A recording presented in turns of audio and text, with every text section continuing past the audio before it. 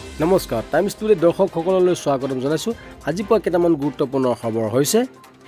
এটা ডাঙৰ খবৰ, এটা গুৰুত্বপূৰ্ণ খবৰ।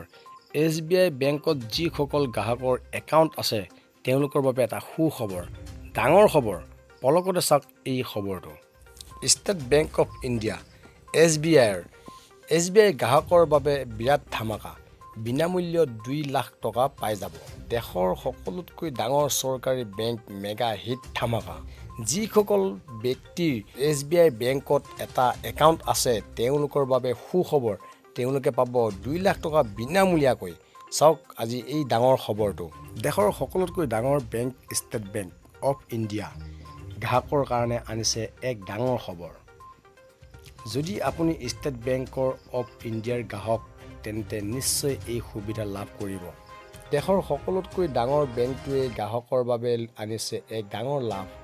2 লাখ টকাৰ বীমা সুবিধা আনিছে, সেয়াও সম্পূৰ্ণ বিনামূলীয়া। যিসকল ষ্টেট বেংক গ্ৰাহকৰ ৰূপে ডেবিট কাৰ্ড আছে তেওঁলোকে এই 2 লাখ টকা পৰ্যন্ত বাম্পাৰ সুবিধা পাব। এই সুবিধা মাত্ৰ তেওঁলোকেহে পাব যিসকল ধনজন একাউণ্ট আছে। এই পলিচিৰ অধীনত দেশ বা বিদেশ ব্যক্তিগত দুৰ্ঘটনাৰ ক্ষেত্ৰত কভাৰেজ পোৱা যাব। উপযুক্ত প্ৰমাণপত্ৰ জমা দিলে ভাৰতীয় মুদ্ৰা বীমা ধন পাব। দুৰ্ঘটনাত মৃত ব্যক্তিৰ আইনী উত্তৰাধিকাৰ বা নমিনীয়ে সেই টকা পাব। ষ্টেট বেংকত থকা বেছিক ছেভিংছ একাউণ্ট যদি জনধন একাউণ্টলৈ ৰূপান্তৰিত কৰিব পাৰে। যিসকল জনধন একাউণ্ট আছে বেংকৰ দ্বাৰা দিয়া ৰূপে কাৰ্ড যদি থাকে তেন্তে সেই বীমা ধন পাব পাৰে। 28 আগষ্ট 2018 পৰ্যন্ত যিসকলে জনধন একাউণ্ট খুলিছিল তেওঁলোকৰ বাবে 1 লাখ টকা বীমা আছেই, কিন্তু যিসকলে পিছত জনধন একাউণ্ট খুলিছিল তেওঁলোকে 2 লাখ টকা বীমা সুবিধা পাব। গ্ৰাহকসকলে KYC অনলাইন জমা দিয়ে এই একাউণ্ট খুলিব পাৰে। এইবাৰ আহোঁ আন এটা গুৰুত্বপূৰ্ণ খবৰ। বাংগালোৰত অসম ভ্ৰমণ নিৰ্মাণস্থলীত পৰিদৰ্শন মুখ্যমন্ত্ৰীৰ। শনিবাৰে ৰাজ্যৰ 5টাকৈ সমষ্টিৰ বাবে অনুষ্ঠিত হয় উপ-নিৰ্বাচনৰ ভোটগ্ৰহণ প্ৰক্ৰিয়া। তাৎপৰ্যপূৰ্ণভাৱে অসমত উপ-নিৰ্বাচনৰ ভোটগ্ৰহণ চলি থকাৰ সময়তে বাংগালুৰুত বাহৰ পাতি আছিল অসমৰ মুখ্যমন্ত্ৰীগৰাকীয়ে। ৰাজ্যৰ 5টাকৈ বিধানসভা সমষ্টিৰ শনিবাৰে উপ-নিৰ্বাচনৰ ভোটদান চলি থকা সময়তে মুখ্যমন্ত্ৰী ডক্টৰ হিমন্ত বিশ্ব শৰ্মাই বাংগালুৰুত বাহৰ পাতি আছে। মুখ্যমন্ত্ৰীগৰাকীয়ে বাংগালুৰুত নিৰ্মাণ হ'বলগীয়া প্ৰস্তাৱিত অসম ভ্ৰমণ নিৰ্মাণস্থলী পৰিদৰ্শন কৰে। ডক্টৰ শৰ্মাৰে পৰিদৰ্শন কালত বিষয়বৰ্গৰ সৈতে প্ৰস্তাৱিত অসম ভ্ৰমণৰ বিষয়ে বিস্তৃতভাৱে আলোচনা কৰে। বাংগালুৰুত অসম ভ্ৰমণ নিৰ্মাণস্থলীৰ পৰিদৰ্শন মুখ্যমন্ত্ৰীৰ। তেওঁ বাংগালুৰু উন্নয়ন কৰ্তৃপক্ষৰ সৈতে যোগাযোগ কৰি এই সম্পৰ্কীয় যাৱতীয় অনুমতি আদিৰ ব্যৱস্থা কৰিবলৈ বিষয়বৰ্গক নিৰ্দেশ দিয়ে।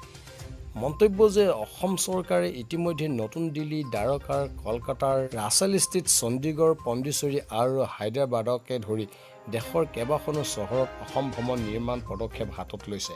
নতুন দিল্লী, দ্বাৰকাত নিৰ্মাণ হ'বলগীয়া অসম ভ্ৰমণত অসমৰ ছাত্ৰ-ছাত্ৰী আৰু ৰোগীৰ বাবে বিশেষ ব্যৱস্থা ৰাখিবলৈ বিষয়বৰ্গক নিৰ্দেশ দিয়ে মুখ্যমন্ত্ৰীগৰাকীয়ে। এইবাৰ লৈ আহিছোঁ এটা ডাঙৰ খবৰ। লংকা লামডিঙত পথ দুৰ্ঘটনা, আহত 13জনকৈ APTFৰ জোৱান বুলি জানিব পৰা গৈছে। লংকা লামডিঙত পথত ভয়ংকৰ পথ দুৰ্ঘটনা। উদালি তিনিআলি আৰক্ষী পহৰা চকীৰ অন্তৰ্গত ফৰেষ্ট গেটৰ সংঘটিত হয় এই ঘটনা। দুৰ্ঘটনা আহত হয় অসম আৰক্ষীৰ 2য় APTFৰ 13জনকৈ জোৱান। লামডিং স্থিত 2য় APTFৰ মুখ্য কাৰ্যালয়ৰ পৰা এখন আল্টা গাড়ীত গুৱাহাটী অভিমুখে আহি থকা অৱস্থাত একে দিশতে অহা এখন ট্ৰাকে খুন্দা মৰাত সংঘটিত হয় দুৰ্ঘটনা। বৰ্তমান 6জনকৈ আহত জোৱানক লংকা প্ৰাথমিক চিকিৎসালয়ত ভৰ্তি কৰাৰ বিপৰীতে গুৰুতৰভাৱে আহত 7জন জোৱানক নগাঁও ভোগেশ্বৰী ফুকননী অসামৰিক চিকিৎসালয়লৈ প্ৰেৰণ কৰা হৈছিল। দুৰ্ঘটনাত পতিত আল্টাখনত আছিল 32জনকৈ জোৱান। ঘটনাৰ খবৰ পোৱাৰ লগে লগে উদালি তিনিআলি পহৰা চকী আৰক্ষী উপস্থিত হৈ পথত পৰি থকা অৱস্থাত আহত জোৱানসকলক উদ্ধাৰ কৰি ভৰ্তি কৰে লংকাৰ চিকিৎসালয়ত। বদলি হোৱাৰ বাবে লামডিঙৰ মুখ্য কাৰ্যালয়ৰ পৰা 4খনকৈ গাড়ীত জোৱানসকল আহি আছিল গুৱাহাটীলৈ। এইবাৰ লৈ আহিছোঁ এটা গুৰুত্বপূৰ্ণ খবৰ। অসমত অসুৰক্ষিত মহিলা, ৰাজপথত বিলেতেৰে আক্ৰমণ। বিলেতেৰে আক্ৰমণ কৰি এগৰাকী মহিলাৰ হাতৰ সোণৰ অলংকাৰ কাঢ়ি নিয়া এক ঘটনা সংঘটিত হৈছে। মহিলাগৰাকীৰ নাম হৈছে ৰঞ্জু মল। অন্য দিনৰ দৰে ৰঞ্জুমৰে সন্ধ্যা খোজ কাঢ়িবলৈ যোৱাৰ সময়তে মটৰ চাইকেলত অহা দুজনীয়া যুৱকৰ দলে প্ৰথমে পথৰ ওপৰতে বগৰাই লয়। শৈবগাঁও আৰক্ষী চকীৰ অন্তৰ্গত ছেণ্ট এন্থনী স্কুলৰ ওচৰত সংঘটিত হৈছে এই ঘটনা।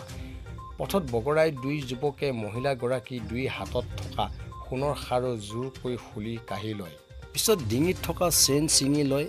এই কাৰ্য সংঘটিত কৰি দুই যুৱকে বিলেটেৰে দুই হাত পিঠি আৰু ডিঙিত উপজোৰ কৰি সকীয়াই আঁতৰি যায়। দুই যুৱকৰ আক্ৰমণত মহিলাগৰাকী অচেতন হৈ পৰে। পৰৱৰ্তী সময়ত মহিলাগৰাকীক চিকিৎসালয়ত ভৰ্তি কৰা হয়। ইফালে মহিলাগৰাকীৰ স্বামীয়ে ঘটনাৰ সন্দৰ্ভত শৈবগাঁও আৰক্ষী চকীত এজাহাৰ দাখিল কৰিছে।